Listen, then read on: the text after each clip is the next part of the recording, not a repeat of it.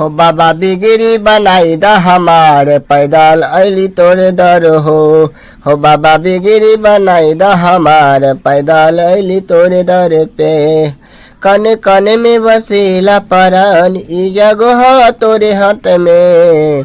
हो बाबा बिगड़ी बनाई दा हमार पैदल अली तोरे दर पे। सावन के महीना होइ छे सुनो भौजी पावन।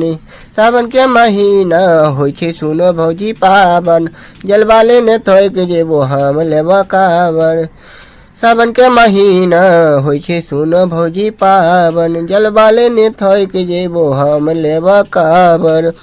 तोरा दर जाय खातिर तरपै नारे नारी। राजा हो या रंक हो तोरे छवि खारी। हो बाबा फेरी दाना नजर हमरा पर। हो बाबा फेरी दाना नजर एक बार पैदल अली तोरे दर हो बाबा बिगड़ी बनाई दा हमार पैदल अली तोरे दर हो बाबा बिगड़ी बनाई दा हमार पैदल अली तोरे दर हो। राजपति गीती लिखल कई साच हो बाबा के भजनी सुनै छे हरदम हो।